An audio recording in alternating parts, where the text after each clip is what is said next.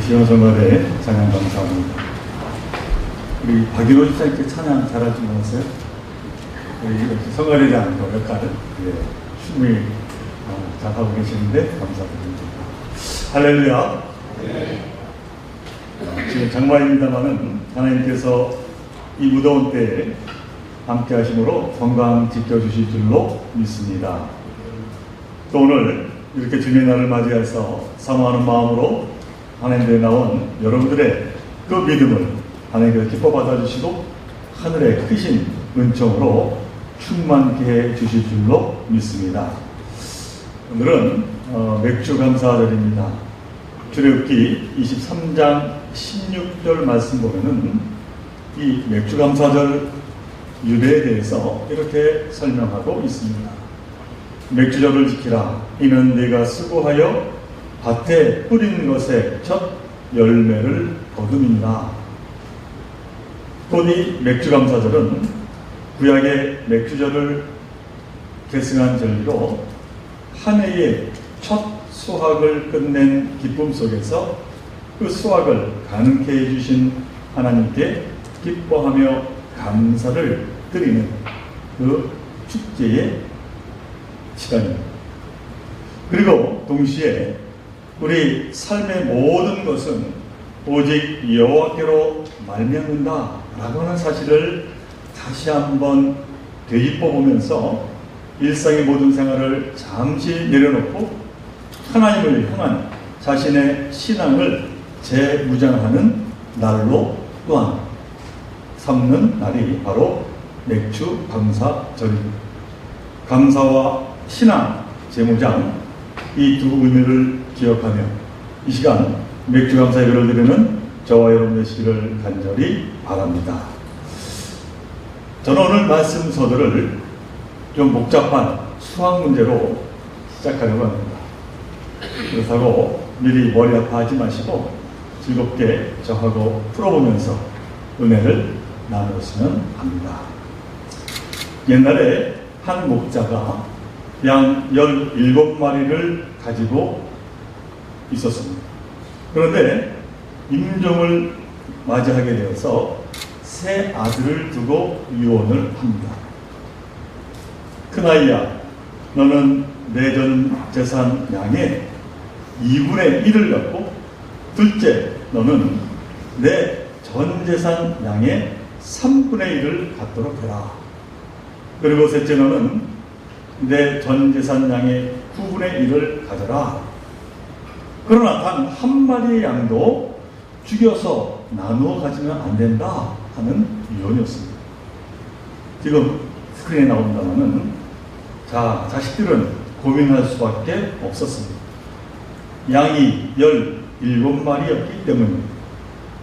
2분의 1로도 3분의 1로도 9분의 1로도 나누어 가질 수가 없었습니다. 양을 죽인다면 몰라도 어떻게 해도 나누어지지 않았다라고 하는 것입니다. 그러다 그들은 서로 자기 목을 양보할 것을 종용했습니다.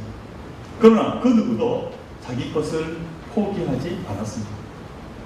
그러자 그런 이후에 이 세 형제는 이 재산 문제로 웃음을 잃어버렸고 형제간의 의마저도 상하고 말았습니다.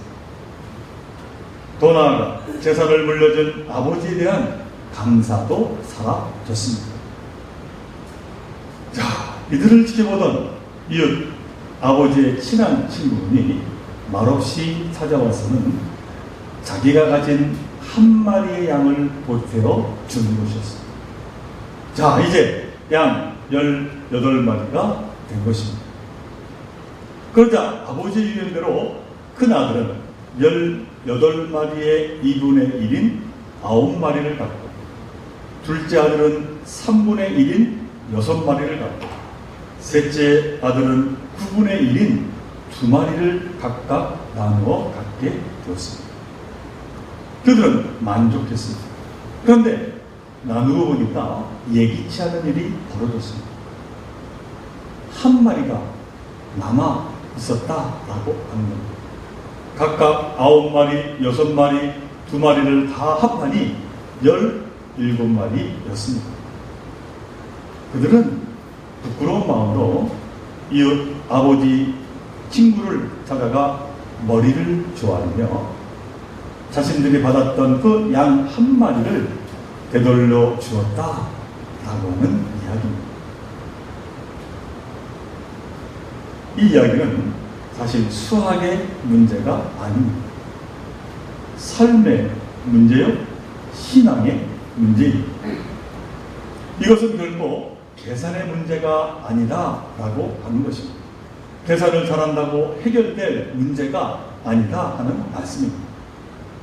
계산은 늘 복잡할 뿐 내 것, 자기 것 하며 소유에 얽매이게 되면 불평과 근심만이 쌓이게 된다라고 하는 사실입니다. 제가 여러 번 겪은 일입니다만은 장례식장에서 형제들끼리 싸우는 장면을 종종 보았습니다.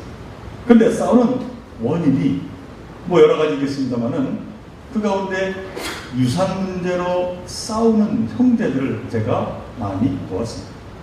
내가 더 적게 받았느니, 내가 더 많이 받았느니 돌아가신 분의 영정 앞에서 참으로 안타까운 일이 아닐 수가 없었습니다. 결국 계산하지 않는 너그러운 마음, 성경에서 말하는 거룩한 마음을 가진 그 누군가의 양보와 손길이 거쳐가야만 이 어려운 문제는 풀리게 된다라고 하는 것입니다. 그래서 웃음이 되살아나고 감사 또한 다시 가지게 된다라고 하는 사실입니다. 그런데 우리는 여기서 기억해야 할 것이 하나가 있습니다. 그것은 곧 베푼 손길은 스스로 손해를 보았지만 결코 손해를 보지 않는다라고 하는 진리입니다. 그 손길을 하나님께서는 분명 기억하시고 갑절로 갚아 주심을 우리는 분명히 깨달아 알며 그 귀한 삶을 살아가고자 우리는 늘 이제 다짐해야 한다 하는 말씀입니다. 이는 사회뿐만 아니라 교회 일도 마찬가지. 하나님의 일은 똑똑하게 계산하고 따질 수 없는 것들이 참으로 많습니다. 물론 계산하지 말라는 이야기가 아닙니다. 계산을 넘는 거룩하고 너그러운 그 하나님의 마음을 닮아야 한다라고 하는 것입니다.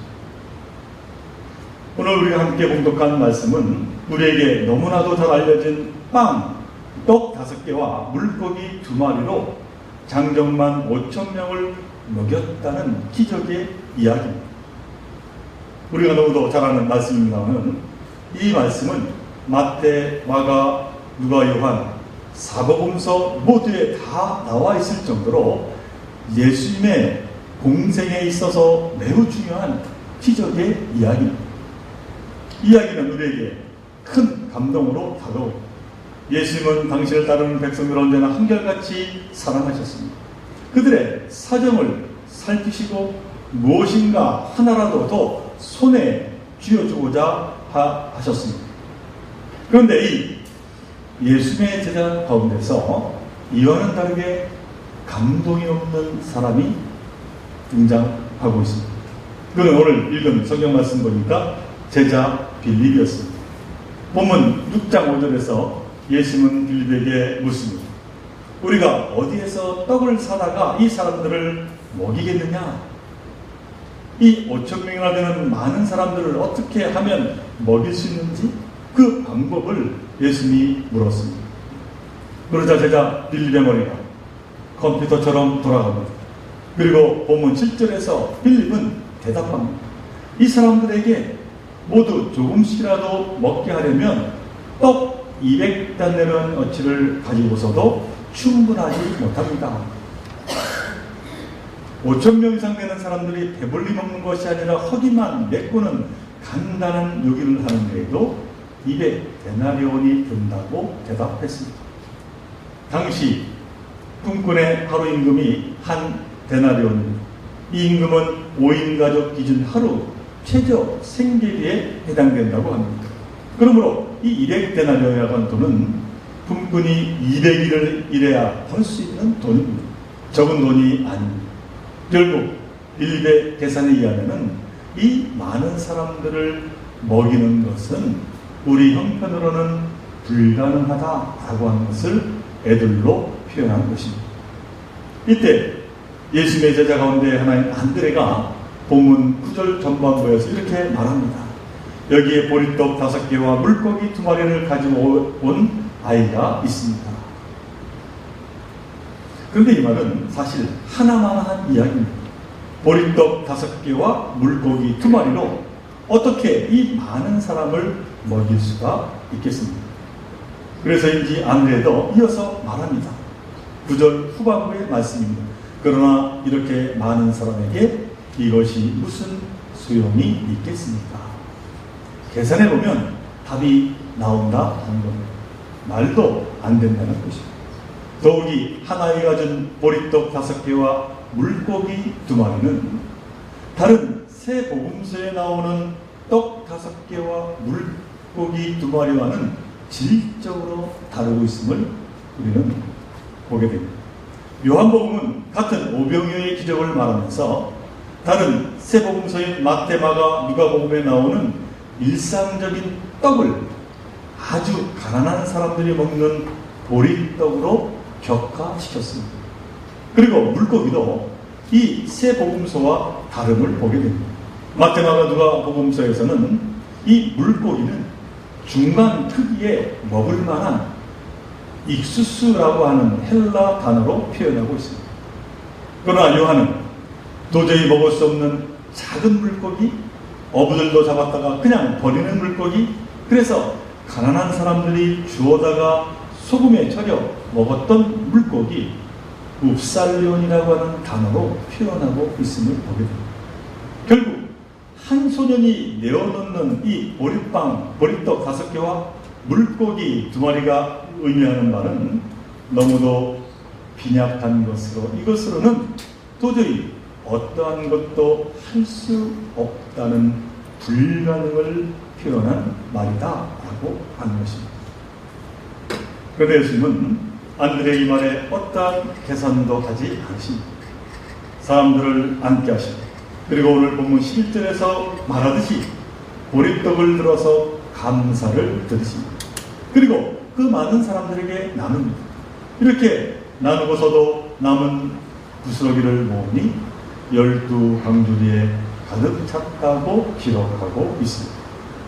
여기 이 12광주리는 사실 이스라엘 12지파, 곧 이스라엘 전체를 가리킵니다. 이스라엘 전체 백성에게 던지는 예수님의 생명의 메시지였다라고 하는 사실입니다.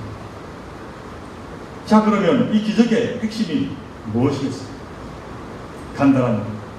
하나에 가진 보리떡 5개와 물고기 2마리에 대해 예수님은 말도 안 된다고 생각하지 않으셨다라고 하는 것입니다. 일리처럼 계산하지 않았습니다. 예수님은 이 아이의 마음을 보았습니다. 차마 자기가 들고 온 도시락을 자기만 먹을 수 없는 그 너그럽고도 거룩한 마음을 예수님은 보신 것입니다. 주님은 지체 없이 하나님께 감사를 드립니다. 그리고 거기서 이 오병이어의 사건을 이제 베풀며 우리에게 현실로 다가오게 됩니다. 이것은 결코 마술이 아닙니다. 하나이가 제 배의 허기를 생각하지 않고 다른 이의 허기를 생각하며 내놓은 것이 생명을 살리시는 예수 그리스도의 그 놀라운 사역의 밑거름이 되었다라고 하는 것을 말씀하고 있는 것입니다. 사랑하는 정교회 성도 여러분, 지금 행복하게 살고 계십니까? 그 행복의 기준이 무엇입니까? 나와 우리 가족이 잘 되는 것이 행복한 것입니다. 맞습니다. 임마누엘 하나님이 함께 하심으로 여러분 가족 모두가 축복받는 그 행복이 넘치시기를 간절히 바랍니다. 그래서 복 주신 하나님께 감사하시기 바랍니다. 그러나 거기에 머물지 한 발자국 앞으로 더 나아가시기를 바랍니다. 주위를 살펴 내 옆에 앉은 교우들도 행복한가를 또한 물어보시기를 바랍니다. 기억하실지 모르겠습니다만 지금부터 6년 전 2012년 11월 태풍 허리케인 샌디가 미국의 동북부를 휩쓸고 지나가면서 수많은 인명피해와 더불어 무려 650억 불이나 되는 피해를 입혔습니다. 미국의 신장부라고 할 수 있는 뉴욕과 뉴저지는 14일 동안이나 전기가 끊기는 큰 피해를 입었다고 그렇게 발표했습니다. 이런 상황에서 그 피해 지역 세빛교회 손태한 목사님이라고 하는 분이 다음과 같은 글을 올려 제가 보고 감동이 되어 여러분들에게 소개해드립니다. 하리케인 샌디가 우리 마을에 엄청난 피해를 입혔습니다. 그러나 태풍이 가져다 준 것이 피해만은 아닙니다. 선물도 많습니다. 소형 자체 발전기를 가진 이웃이 찾아와 충전하도록 도움을 주고 서로 잘 모르고 지내던 이웃들과 안부를 묻고 교우들은 전기 들어오는 집에 모여 이야기꽃을 피우고 인근 교회로 택비한 학생들에게 밥을 지어 나르는 교우 덕분에 감사하게 되고 집에선 아이들과 함께 촛불과 모닥불을 피우고 밤엔 꼭 끌어안고 자고 낮엔 할 일들이 없으니 다들 책을 펴게 되고 밀린 잠도 실컷 자고 핸드폰과 인터넷 사용도 할 수 없으니 자연과 더 가까워지고 아이들은 남을 위해 기도하는 법을 배우고 우리 모두는 더 겸손해지고 있습니다. 라고 하는 글이었습니다. 재난이 고맙다라고 하는 말이 아닙니다. 재난에 대처하는 이들의 아름다운 섬김과 돌봄에 대한 이야기입니다. 재난이 일상 속에서 잊고 살았던 삶의 공동체성을 다시 상기시켰고 나눔의 기쁨, 사랑의 이제 기쁨을 맛볼 수 있게 해주었다라고 하는 말씀입니다. 이스라엘 백성들은 첫 열매를 수확하면 맥주절 감사제를 벌였습니다. 광야에서의 고난을 기억하며 베푸신 하나님의 그 크신 사랑을 기억했습니다. 그리고 하나님을 향한 초심을 잃지 않으려고 노력했습니다. 무엇보다 서로에게 어려운 자들을 살피며 그 가운데 하나님의 그 축복을 나눴음을 성경은 우리에게 말씀하고 있는 것입니다. 사랑하는 종교의 성도 여러분, 오늘 우리는 이 맥주감사절 예배를 드리고 있습니다. 바라기는 나에게 베푸신 수많은 감사와 더 나아가 하나님의 일에 동참하라고 불러주신 그 주님의 은혜에 깊이 감사하는 시간이 되었으면 하는 바람입니다. 그리고 한 걸음 더 나아가 우리에게 주신 그 축복을 서로를 위해 나누며 위에 격려하며 함께 하나님의 선한 도구의 삶을 감당하는 저와 여러분이 되었으면 하는 바람을 가지고 있습니다. 이러한 삶을 우리가 감당할 때 우리 초원교회는 참으로 사랑에 넘치며 주신 귀한 사명을 통하여 하나님께 큰 영광을 돌리게 될 줄로 믿습니다. 귀한 삶을 감당하는 저와 여러분 되시기를 주님의 이름으로 간절히 축원을 드립니다. 우리 함께 기도드립니다. 사랑하는 하나님, 오늘 맥주전 감사주일로 보내게 하시며 참으로 감사를 드립니다. 바라는데 우리에게 베푸신 그 놀라운 축복, 참으로 감사함으로 또한 하나님께 나아가는 자들에게 도와주시옵시고 그 감사를 나뿐만 아니라 나와 함께 있는 참으로 옆에 있는 교우들과 나누는 흡자한 삶을 또한 감당하는 자들로 우리의 삶을 성결하시며 축복하여 주옵소서. 참으로 부족하지만 저희들로 하나님의 귀한 사역을 이끌어 가심을 언제나 기억하며 그 귀한 사역의 도구로 참으로 우리에게 주신 그 귀한 삶을 내어놓으며 나누며 살아가는데 부족함이 없는 저희들 모두가 되게 하여 주옵소서. 이 모든 것 간절히 우리 주 예수 그리스도의 이름으로 감사하며 기도하옵나이다. 아멘.